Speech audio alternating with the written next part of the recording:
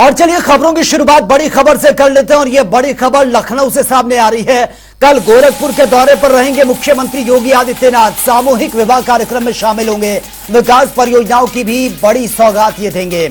91 विकास परियोजनाओं का लोकार्पण शिलान्यास किया जाएगा। गांव चलो अभियान का भी शुरुआत ये करेंगे मुख्यमंत्री योगी आदित्यनाथ।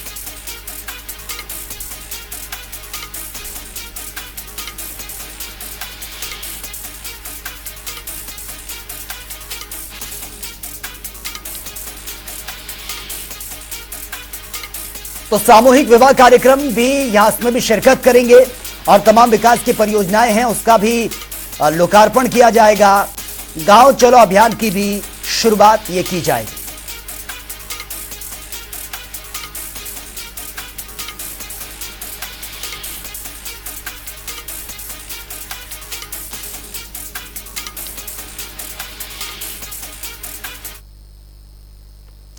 सपा अध्यक्ष अखिलेश यादव केदारनाथ की तर्ज पर इटावा में भी केदारेश्वर मंदिर बनवा रहे हैं और करीब 10 एकड़ में बन रहे इस मंदिर के लिए नेपाल से शालिग्राम की शिला मंगवाई गई है, जिसका सपा कार्यालय पर भूमिगत तरीके से ये विधिवत तरीके से पूजन यहां पर किया गया। इस दौरान सपा सुप्रीमो अखिलेश यादव, डिंपल यादव, शिवपाल यादव समेत जया बच्चन भी यहां पर नजर आई हैं।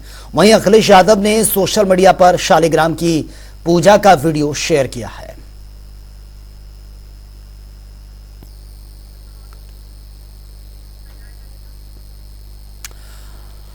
और वहीं इस पर हमारे संवाददाता तौकीर किदवई ने मौके का जायजा भी लिया है, वो रिपोर्ट भी देख लेते हैं। समाजवादी पार्टी के राष्ट्रीय अध्यक्ष अखिलेश यादव इटावा में भव्य मंदिर का निर्माण करने जा रहे हैं। हमारे साथ मनोज पांडे हैं, विधायक है समाजवादी पार्टी के। शिला आ चुकी है शिलाग्राम से, अब नेपाल से वही जगह है जहां से राम मंदिर के लिए भी शिला गई थी। आज सब जगह जय जय शिव शंकर हो रहा है। देवों के देव भोलेनाथ को सब याद कर रहे हैं और हम बधाई देंगे कि इटावा जनपद में आज जो भगवान केदारनाथेश्वर जी के नाम से एक विशाल मंदिर का निर्माण हो रहा है जो 2.2 हेक्टेयर का है। आज उसमें स्थापित होने के लिए नेपाल देश से चल करके शालिग्राम जी की जो आप शिला देख रहे हैं, निश्चित रूप से अद्भुत है, अकल्पनीय है और प्रातः स्मरणीय है। मैं इसके लिए धन्यवाद दूंगा समाजवादी पार्टी के राष्ट्रीय अध्यक्ष आदरणीय अखिलेश यादव जी को कि आज उन्होंने 101 नारियल अर्पित करके विधिवत पूजा और अर्चना करके आज इस शिला को वहां पर स्थापित करने के लिए रवाना करेंगे। एक तरफ राम मंदिर है, अब उसके बिहाफ पे कहा जा सकता है कि समाजवादी पार्टी की तरफ से केदारेश्वर का मंदिर बनाया जा रहा है। नहीं, वो तो ज्योतिर्लिंग के डायरेक्शन में बनना है केदारनाथेश्वर इटावा का मंदिर। और ये मंदिर हमारे सबके लिए, पूरे विश्व में, पूरे देश में रहने वाली श्रेष्ठ के लिए समता, समृद्धता, सुख, समृद्धशाली की कामना को लेकर के बन रहा है। स्वामी प्रसाद मौर्य लगातार सनातन पे बयान देते हैं और सबको दर्शन करना चाहिए। बहुत धन्यवाद। मनोज पांडे हैं। देखिए, स्वामी प्रसाद मौर्य के बयान के बाद वो बयान देने से बच गए, लेकिन आज यहाँ पर समाजवादी पार्टी कार्यालय पर आप देखेंगे यहाँ पर ये शालिग्राम आया हुआ है और इसको यहाँ से इटावा पहुँचाया जाएगा और सभी अनुष्ठान के साथ इससे स्थापित किया जाएगा। भव्य केदारेश्वर मंदिर का निर्माण कराया जाना है। कहीं ना कहीं 2024 की लोकसभा चुनाव को देखते हुए सियासत में अब एक तरफ राम मंदिर है तो एक तरफ केदारेश्वर मंदिर को लेकर प्रचार भी करते ही नेता नजर आ सकते हैं। कैमरा पर्सन रियाज के साथ तौकीर किदवई, जनता टीवी लखनऊ। लोकसभा चुनाव को लेकर तैयारियां इस वक्त जोरों शोरों पर हैं और ऐसे में मध्य प्रदेश के मुख्यमंत्री मोहन यादव उत्तर प्रदेश में लोकसभा चुनाव की कमान संभालेंगे, जिसके लिए मोहन यादव आज समाजवादी पार्टी के गढ़ यानी कि आजमगढ़ पहुंचे हैं, जहां पर उन्होंने यह दावा किया कि एक बार फिर से देश की जनता नरेंद्र मोदी को तीसरी बार भी प्रधानमंत्री बनाएगी। मोहन यादव ने कहा कि जब से राम मंदिर का निर्माण हुआ है, उत्तर प्रदेश पूरे देश को लीड कर रहा है। यशस्वी प्रधानमंत्री माननीय नरेंद्र मोदी जी की फिर एक बार मोदी सरकार, हम सब इसी के लिए कृत संकल्पित है और कार्यकर्ता होने के नाते से मैं चाहे एक बड़े राज्य का मुख्यमंत्री भले ही हूं, लेकिन मूल मेरा कार्यकर्ता भाव है। इस नाते से राष्ट्रीय अध्यक्ष जी ने हमारे कुछ प्रवास बनाए अलग अलग स्थानों पर जाने के, उसी सिलसिले में आज मैं आजमगढ़ यूपी में हूं और मुझे इस बात की प्रसन्नता है कि हमारे अपने श्रेणी से कार्यकर्ता अपने अपने लोकसभा के अंदर जो उनकी जवाबदारी दी गई है, लोकसभा प्रभारी, लोकसभा संयोजक, जिला अध्यक्ष या अलग अलग श्रेणी के कार्यकर्ता, और मुझे जिस प्रकार का लक्षण दिखाई दे रहा है, मुझे अत्यंत प्रसन्नता है कि हमारा अपना उत्तर प्रदेश का भाजपा का संगठन बहुत कुशलता के साथ अपने जो जो उनको उत्तरदायित्व दिया है उसका निर्वहन कर रहा है। और खास हम सब देख रहे हैं कि उत्तर प्रदेश तो पूरे देश को लीड कर रहा है। अयोध्या के बाद जिस प्रकार का वातावरण दिखाई दे रहा है, यशस्वी प्रधानमंत्री के नेतृत्व में, उनके कर्तृत्व से जनता ने न केवल उनका दिल जीता है बल्कि सभी प्रकार के विकास की संभावनाओं के प्रतिमान बन के नरेंद्र मोदी जी का चेहरा सबके सामने आया है। इसलिए पूरे देश की लगभग 100 करोड़ से ज्यादा की आबादी के मतदाता सब तय कर चुके हैं कि तीसरी बार फिर मोदी सरकार।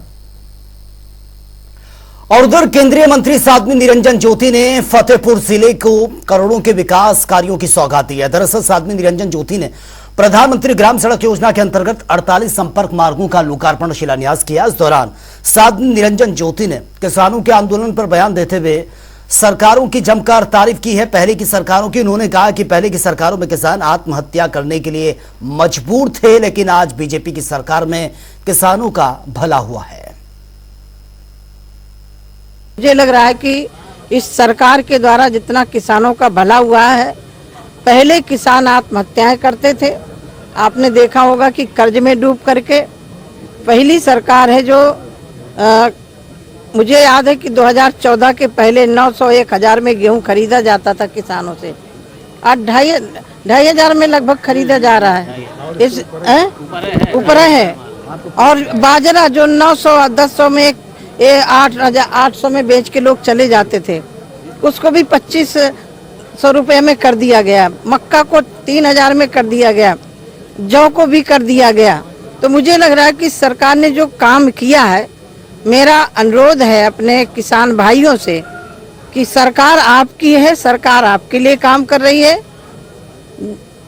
सरकार हमेशा किसानों के लिए हमेशा खड़ी रही है। तो चलिए आगे बढ़ेंगे बड़ी खबर के साथ। और प्रयागराज से यह बड़ी खबर है, माफिया अतीक के वकील से जुड़ी यह बड़ी अपडेट। अतीक के वकील ने दाखिल की है याचिका। विजय मिश्रा ने हाईकोर्ट में याचिका को दाखिल किया। जमानत के लिए इलाहाबाद हाईकोर्ट में याचिका दायर की गई है। प्रयागराज के नैनी जेल में बंद है विजय मिश्रा। उमेश हत्याकांड मामले में जेल में बंद है।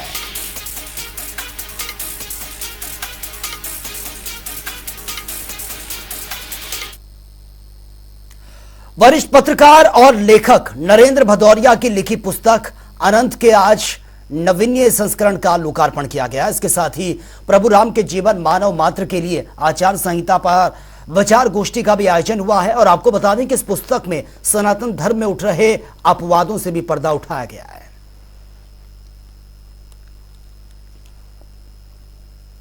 ये उसका नया संस्करण है, नावीन्य संस्करण इसीलिए कहते हैं। तो इसका लोकार्पण लखनऊ में है यहाँ। इसके पहले भी इसका पहले संस्करण का भी लखनऊ में ही हुआ था। तब इसका डॉक्टर सुरेंद्र स्वामी और अशोक सिंघल जी ने किया था।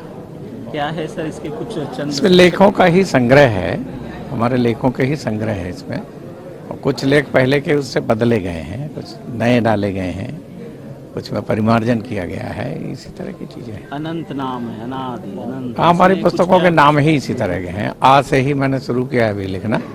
अभी पहले ही अक्षर नहीं पूरा हुआ तो दूसरे अक्षर का नंबर ही नहीं आया। कुछ सार में बताइए कि क्या कुछ पुस्तक में खास कुछ है, किसके लिए? देखिए, हमारा जो लेखन रहता है वो राष्ट्रीय विचारधारा से, सनातन धर्म से जुड़ी हुई बातों को ही, तमाम ऐसे जिसको कहना चाहिए अनुत्तरित प्रश्न रहते हैं, कुछ उलझे प्रश्न रहते हैं, उनको सुलझाने का प्रयत्न करना है। संगम नगरी प्रयागराज में लगे माघ मेले के चौथे स्नान पर्व बसंत पंचमी के लिए आज से श्रद्धालुओं का संगम पर आना शुरू हो गया है। सुबह से हो रही बारिश के बावजूद लोग संगम के तट पर पहुंच रहे हैं, जिसको देखते हुए माघ मेला पुलिस ने अपनी पूरी तैयारियां कर ली हैं। जगह जगह पुलिस के जवानों को तैनात किया गया, जिससे कि आने जाने वाले श्रद्धालुओं को किसी भी तरह की कोई भी समस्या ना हो। बसंत पंचमी के पर्व को दृष्टिगत रखते हुए लाखों की संख्या में चूंकि श्रद्धालुओं का आगमन प्रस्तावित है, इसको दृष्टिगत सम्यक सुरक्षा व्यवस्थाएं सुनिश्चित की गई है। आने और जाने के मार्ग, पार्किंग की व्यवस्थाएं, स्नान घाटों का प्रबंधन, महिला पुलिसकर्मियों का चेंजिंग रूम्स के पास व्यवस्थापन, एटीएस के कमांडोज को क्रियाशील करना, एसटीएफ की टीमों का व्यवस्थापन, बॉम्ब डिस्पोजल स्क्वाड्स, डाग स्क्वाड्स, ये सभी सक्रिय है। साथ ही साथ जो इंटीग्रेटेड कमांड कंट्रोल सेंटर है वो 24/7 300 से अधिक कैमरों के माध्यम से मेले के चप्पे चप्पे पे नजर रख रहा है। सारी व्यवस्थाएं सुनिश्चित कर ली गई है। और वहीं लखनऊ के ठाकुरगंज इलाके से हैरान कर देने वाला मामला सामने आया, जहां पर एक मां ने अपनी ही बेटी का अपहरण कर लिया और इतना ही नहीं, साथियों के साथ मिलकर अपने ही घर से 2 लाख रुपए कैश और ज्वेलरी लेकर फरार हो गई हैं। ये पूरी वारदात सीसीटीवी कैमरे में कैद हो गई। वहीं इस मामले में परिजनों ने पुलिस पर लापरवाही करने और मुकदमा दर्ज करने में आनाकानी करने के आरोप भी लगाए हैं। हमारे संवाददाता तौकीर किदवई की यह रिपोर्ट आप देखिए। लखनऊ के ठाकुरगंज इलाके में पारिवारिक विवाद में एक महिला ने अपने कुछ नकाबपोश साथियों के साथ एक घर में घुसकर बच्ची को जबरन उठा ले गए। ये पूरा मामला सीसीटीवी में कैद हो गया। परिजनों का कहना है कि मामला कोर्ट में लंबित है, इसके बावजूद नकाबपोश अपने साथियों के साथ आई महिला ने बच्ची को जबरन अपने साथ ले गए। इसके अलावा कुछ जेवरात भी वो यहां से ले गए। ये पूरी घटना सीसीटीवी में कैद हुई है। घर में तोड़फोड़ भी की गई, दरवाजों को तोड़ा गया। पुलिस का कहना है कि पूरे मामले की जांच की जा रही है, लेकिन जबकि परिजन है ये कह रहे हैं कि घर में डकैती की वारदात को अंजाम दिया गया और एक बच्चे को जबरन ले गया गया, वो भी एक अपहरण का मामला है। लेकिन पुलिस ने फिलहाल इस पूरे मामले में अभी कोई रिपोर्ट नहीं दर्ज की है। कहा यह भी जा रहा है कि जो पति हैं और पति और पत्नी के बीच का विवाद है, जबकि इनका कहना है कि लंबे समय से वो यहाँ पर नहीं रह रही थी और जबरन जिस तरह से घर से उठाकर एक बच्ची को ले गए हैं, कहीं ना कहीं उसकी जान को भी खतरा बना हुआ है। कैमरा पर्सन रियाज के साथ तौकीर किदवई, जनता टीवी, लखनऊ। प्रेमी जोड़ों को बेसब्री से वैलेंटाइन का इंतजार ये रहता है। माहौल पूरी तरह से प्रेममय हो गया है। ऐसे में राजधानी लखनऊ से हमारे संवाददाता प्रज्ञा पांडे ने दुकानदारों, युवाओं और बुजुर्गों से भी इसको लेकर बातचीत की है, वो देख लेते हैं। वैलेंटाइन डे यानी प्यार का दिन, प्यार के इजहार का दिन, अपने जज्बातों को बयान करने का दिन। जैसा कि सभी प्रेमी जोड़ों को इस दिन का बेसब्री से ख्याल आप देख सकते हैं मार्केट में फूल भी आ गए हैं और नए प्रकार के भी बहुत अच्छे बने हुए हैं। तो चलिए दुकान वाले भैया से जानते हैं कि क्या कुछ असर पड़ा है इस बिक्री को लेकर। जैसे कल वैलेंटाइन डे है, तो आपकी बिक्री पर क्या असर पड़ा है और कौन से नए फूल आप अपनी शॉप पे लाए हैं? सीजन फ्लावर आ गया था, जैसे कंटोला हुआ, जिप्टो हुआ और चाली टप हुआ, सब सीजन फ्लावर हुए अच्छे कलरफुल है और थोड़ा बिक्री मैम सही हो जाती है। तो हाथ हो गई तो अच्छे से सिंगल हो जाए। तो आपको क्या लगता है कि आज के मुकाबले कल ज़्यादा बिक्री होनी है? जी कल होनी है, इसका 4 तारीख है तो कल बहुत सही हो जाती है। आप थोड़ा मैम तो डाउन है। तो भैया कौन से लोग आए हैं, छोटे से लेके बूढ़े तक, कि कैसे लोग हैं, कौन से फूल ले रहे हैं ज़्यादातर? मैम वैलेंटाइन डे एक ऐसा डे पड़ रहा है, सब बूढ़े और जवान सब लोग देते हैं। थोड़ा प्यार करते हैं, कोई मम्मी को देता है, कोई अपनी गर्लफ्रेंड को देता है, कोई सिस्टर को देता है, तो टोटली सब लोग देते हैं। तो जैसा कि आपने देखा कि फूलों की बिक्री काफ़ी ज़्यादा हो रही है और चलिए कुछ बच्चों से जानते हैं कि कल वो अपना दिन कैसे मना रहे हैं, किस तरह से मना रहे हैं। कल वैलेंटाइन डे है और इस दिन को लेकर लोगों में उत्साह भी है। तो वहीं पुलिस द्वारा कई सुरक्षा के प्रबंध भी करे गए हैं कि कल कोई दुर्घटना ना हो और या कुछ ऐसा ना हो जिससे लोगों को दिक्कत हो और या आने जाने में, उनके घूमने फिरने में कोई रुकावटें हैं। प्रज्ञा पांडे, कैमरामैन आशीष के साथ, जनता टीवी, लखनऊ।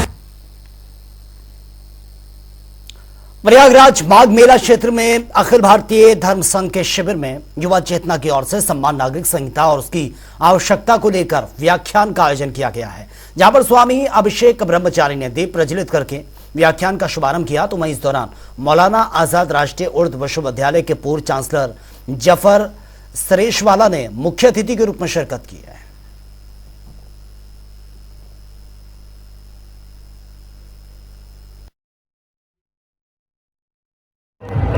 समान नागरिक संहिता लागू करने का वक्त अब आ गया है। जब देश में भव्य राम मंदिर आ गया, जब जम्मू कश्मीर से धारा 370 समाप्त हो गया, तो समान नागरिक संहिता क्यों लागू नहीं होना चाहिए?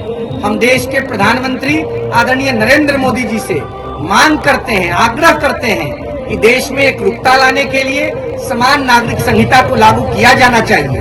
देश की बहुसंख्यक आबादी हिंदू धर्म में आस्था रखती है। जब हिंदू धर्म के लोग देश के संविधान को ही मानते हैं तो फिर अन्य धर्म के लोगों को भी अपने धर्म के कानून को न मानते हुए देश के संविधान के कानून को मानना चाहिए। अगर समान नागरिक संहिता लागू होता है तो भारत की तरक्की 1000 गुना बढ़ेगी। देश में राम राज्य स्थापित हो चुका है। अब देश के लोग प्रतीक्षा कर रहे हैं कि अतिशीघ्र समान नागरिक संहिता लागू हो ताकि भारत माता का वैभव और आगे जा सके। तो चलिए आगे बढ़ेंगे। इस वक्त एक और बड़ी खबर के साथ अयोध्या से यह बड़ी खबर है। अयोध्या आएंगे गोवा के सीएम प्रमोद सावंत। 15 फरवरी को अयोध्या आएंगे और कैबिनेट के साथ रामलला के दर्शन भी करेंगे। अयोध्या में नवनिर्मित भगवान श्री राम का जो मंदिर है उसमें जो प्राण प्रतिष्ठा हुई है उसके दर्शन करने के लिए यहां पर पहुंचेंगे अयोध्या मुख्यमंत्री प्रमोद सावंत।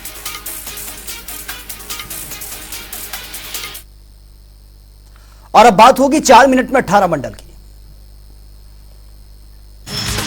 प्रतापगढ़ में कपलिंग टूटने से 2 हिस्सों में अलग हो गई है मालगाड़ी। आधे घंटे तक प्रभावित रहा है ट्रेन का आवागमन। बहराइच से प्रयागराज जा रही बस डिवाइडर से जा टकराई। दर्जन भर से ज्यादा यात्री घायल। गोड्डा में पुरानी रंजिश के चलते शादी वाले घर में दबंग ने की है कई राउंड फायर। आजमगढ़ में खाना खाने लगा सिपाही पर भड़के एसपी। खाना छोड़कर सिपाही को ड्यूटी पर जाने को कहा। वीडियो सोशल मीडिया पर वायरल। शराबस्ती में जिला अस्पताल में तैनात 6 डॉक्टरों को रोका गया उनका वेतन। निरीक्षण के दौरान ड्यूटी से नदारद। प्रतापगढ़ में नहर में युवक का शव मिला। इलाके में फैली है सनसनी। जांच में जुटी है पुलिस। फर्रुखाबाद में बसंत पंचमी पर्व को लेकर सजा है पतंगों का बाजार। मोदी मिशन 2024 वैलेंटाइन डे डिजाइनों से पतंगों की जमकर बिक्री हो रही।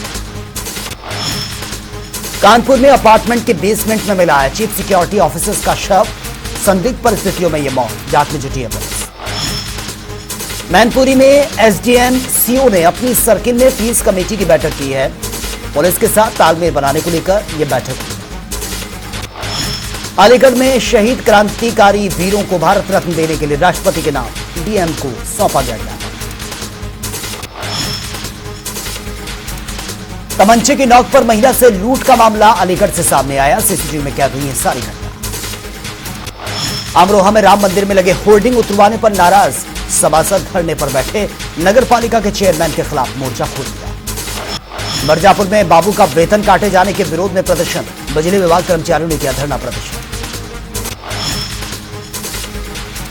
बेमलपुर में आयोजित वार्षिक उत्सव बड़ी धूमधाम के साथ मनाया गया। बच्चों ने कार्यक्रम प्रस्तुत। फतेहपुर में कुएं में मिला युवती का शव।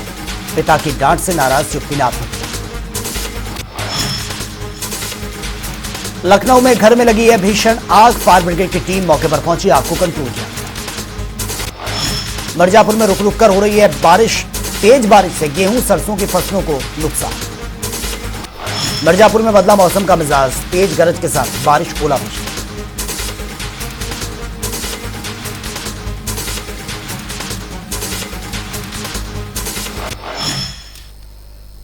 तो फिलहाल इस बुलेटिन में मेरे साथ इतना ही, लेकिन जाते जाते आपको छोड़ जाते हैं जनता टीवी के तमाम रिपोर्टर्स की ग्राउंड जीरो रिपोर्ट के साथ। नमस्कार।